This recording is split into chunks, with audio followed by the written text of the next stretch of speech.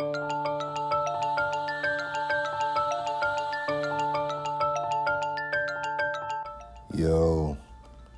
good evening, y'all. It's your boy Shark Out of Water with another video. Hey, today we got another crazy topic. Something I wanted to talk about for a minute. And excuse the sound in the background. That's my dog, Nico. He'll probably be in the video eventually. But without further ado, we're going to talk about Shirley Temple, the crazy cases behind it, the pedo activity that was going on back in the day.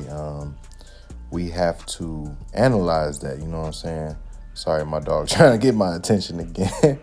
But this was a crazy case. Like, a lot of people don't know about it.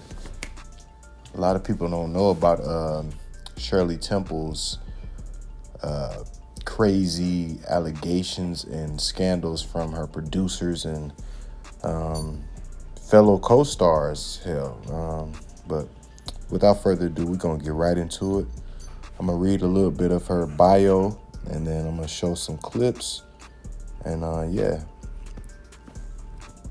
Yo, so Shirley Temple, her name was Shirley Jane Temple, was born on April 23rd, 1928 at Santa Monica Hospital, now UCLA, in Santa Monica, California. She is the third child of homemaker Gertrude Temple and bank employee George Temple. The family was of Dutch, English, and German ancestry. She had two brothers, John and George Jr., and the family moved to Bentwood, Los Angeles. Now, this Charles Lamont guy, he was a prolific filmmaker, according to online sources, back in the day, you know what I'm saying? So, basically your average Hollywood producer, you know what I'm saying? So he had some pull. He spotted her and he made some stuff happen.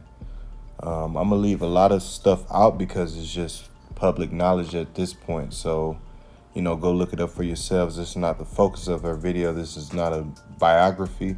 This is to talk about more what's going on in Hollywood, or at least what happened back in the day. But let's get right back into it, y'all. So right off the gate, we got something crazy. I'm going to read this article, so I'm going to paraphrase a little bit, so bear with me. I'm reading this the first time, so, I'm just trying to get all the important information. But the headline says, MGM producer Arthur Freed exposed himself to Temple when she was 12 years old. Sicko. So Shirley Temple achieved international stardom with the release of Bright Eyes in 1934. Between 1935 and 1938, she was at the top of the box office. So she was winning at that point, right? You know what I'm saying? Doing pretty good. So that same year, at the age of 12, she signed with Metro-Goldwyn-Mayer. So MGM, if you ain't know what that stood for, remember with the lion before, like Tom and Jerry, that was MGM. So at the same time, MGM reportedly ran their child stars into the ground by forcing them to shoot film after film, so the studio could capitalize on their youthful talent. So basically just getting them done, you know what I'm saying? Movie after movie, show after show, whatever, just trying to get that money. Tragically, this wasn't the only way in which key MGM employees exploited their young star, the young star, I'm sorry. So this is get crazy, and then viewer discretion advised. This is not for the faint of heart. So Temple wrote in her autobiography that on her first visit to MGM, she met one of the studio's producers, Arthur Freed, who I mentioned earlier, during a private meeting. Freed unzipped his trousers, his pants, and exposed himself to her, saying, "I have something made just for you." She responded by giggling nervously, and he threw her out of his office. Freed went on to produce films such as Annie, Get Your Gun, and Singing in the Rain, respectively, in 1950 and 1953. So, wow. So, Ain't nothing new under the sun, truly. All these people getting outed for doing these strange things at these parties and private meetings. This is nothing new, guys. This is nothing new. And it's not a conspiracy anymore. You're not looked at crazy for saying R. Kelly is a pedo. You know what I'm saying? It's proven facts now. You know what I'm saying? I just feel like, me personally, a lot of people got to walk because of racial, let's just say racial standards that were in place. You know what I'm saying? Sorry, my dog trying to play with me. But yeah, you have to look at this and be like, wow, this is a 12-year-old girl with a grown man. There is no way I'm letting my daughter in no private meeting. I don't care how talented she is. She could be the next Beyonce. I'm in every meeting. I'm in every studio. I'm in every session. I'm in every vacation spot. I don't care. Wherever you say she go, I'm going on stage with her. I'll be the bouncer. I'll be working security. I don't care. Like, it's that part being a parent. You know what I'm saying? So we have to look at Shirley Temple's parents. But let's get back into the article, and then we're going to round things up. So another crazy case. When she was 17, producer David Selznick, hope I'm saying that right, tried to assault her. So Anita Colby was artistic director for producer David Selznick of Gone with the Wind fame. She warned Temple to be careful if she found him in stockings. I don't know what that means, but okay.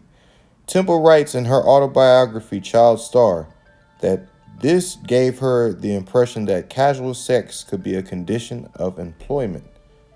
Wow, that's crazy.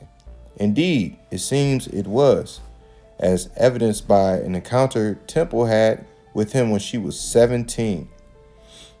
So I'm about to read her own narrative from her book. So coming round my side of the desk, he reached and took my hand in his. Glancing down, I saw the telltale stocking fleet. So he had on them stockings. You know what she said earlier. Pulling free, I turned for the door, but even more quickly, he reached back over the edge of his desk and flicked a switch I had learned from Colby was a remote door locking device. So this man had a door locking device. Wow, in his office, bro. This guy was on some, I don't even want to say it on YouTube, you feel me? But he flicked the switch and he stopped her from going. So she said, I was trapped like that, like the cartoon of a wolf and piglet. Once again, we circled in reverse direction around his furniture. Blessed with the agility of a young dancer and confronted by an amorous and overrated producer, I had little difficulty avoiding passionate clumsiness, I guess. So, hey, she just detailed that she had to basically run away from this man in his office because he locked the door from the inside to chase her around the furniture. Like, he had them stockings on, and I guess that's a sign that he wants something to seal the deal. You know what I'm saying? This is sick. You feel me? And it's crazy that I feel like her parents knew. You know what I'm saying? Comment below if you think her parents knew or anything like that. I should include that in the video at some point. I'm a research about how her parents felt about this. But yeah, 12, 17, like, this is still young. Like, this is crazy. You know what I'm saying? I almost forgot to highlight how dynamic and barrier breaking Shirley Temple was. Did you know that in the famous Bojangles dance scene with her and Bojangles, if you know about Bojangles, he was a famous tap dancer back in the day. And there was a lot of segregation, a lot of racial division going on in entertainment. And I think this, quote me if I'm wrong, I mean, don't be at my neck in the comments. I think this is the first instance on any type of entertainment public showing of an African-American man and a white woman dancing together, holding hands. And I think the producers and directors was, very against this idea because of the times, you know what I'm saying? But Shirley Temple decided to, do the scene and hold his hand, and that was a big no-no back then. So this should show you what type of world it was back then and still is, you know what I'm saying? I firmly believe that there still is racial, segregation as far as the entertainment industry, but it's a lot more invisible, meaning that there are agendas to implement more diversity in like movies and shows and stuff like that. But I don't know. I don't feel like there's a need to make characters a certain way when we're used to them a certain way. It's not racial if the character is black in the let's use comic books for instance. If they're black in the comic books, just bring them to the screen. You know what I'm saying? If they're white in the comic books, get a white actor. We don't have to play this whole switcheroo act. You know what I'm saying? I appreciate the gesture. We all appreciate it. But at the same token, it's just like, it's unnecessary. It's just trying to cover up a lot of years of bad imagery, with the blackface and the old Disney cartoons that were super racist that they pulled. Yeah, go check it out. Go look up, Tales of the South or something like that. Song of the South. I forget what it's called, but it was in the Disney parks when I was younger in Orlando, Florida. If y'all ever been, yeah, they had some real characteristics of black people in these cartoons that were very off-putting and gave black people a very bad taste and a very bad name. You know what I'm saying? But hey, like I said, nothing new under the sun. But hey, don't take my word for it. Do your own research. There is so much more to uncover about her. But there's just too much to this. This video will be like an hour long if I really wanted to say everything I wanted to say. You know what I'm saying? Come on. Hey, he's scared of the lights and stuff. Come here. Good boy.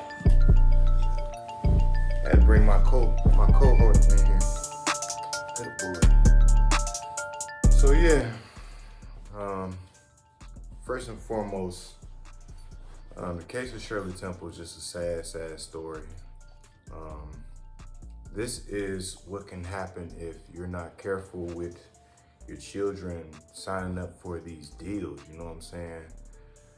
Had her parents been there, had her mother or father cared enough to like realize like what she's going through, I feel like it could have went a lot differently, you know what I'm saying? But I did read somewhere that when I think her dad ended up like stealing her money or something like that. She got married to one of the presidents. So, I mean, she had a very tumultuous life to say the least, you know what I'm saying? But my closing thoughts are, hey, like I keep saying, watch who your kids are around, watch what kind of deals you sign, and you can tell when something is not of God. You know, a child, you know what I'm saying? Imagine that's your daughter. Imagine that's your child. You know what I'm saying? Like, that's crazy. You know what I'm saying? My boy wants some love. But you have to take into account, like, hey, something wasn't right and everything was getting swept under the rug constantly. You know what I'm saying? Okay, you want some love? All right. So, moral of the story, you have to be careful, like, who you allow your kids around. You know what I'm saying? There are sick people in this world. You know what I'm saying? Sick people that will exploit your children, yourself included, all for money, for monetary gain. And like the Bible says, what profits a man if he gains the whole world, but he loses his soul? You know what I'm saying? Ain't that right, Nico? But hey, I'm gonna end it around here. Hope y'all like this new lighting. I just want to try something new. You feel me? So hey, make sure y'all check out the rest of them videos. Thank you for tuning in. Nico, you got any closing thoughts? You got any closing thoughts? Look, hey, look. He said, down with the pedos. That's what he said. But hey, it's been your boy Shark Out of Water with another video. Thank you for tuning in, and I'll see y'all next week. Peace.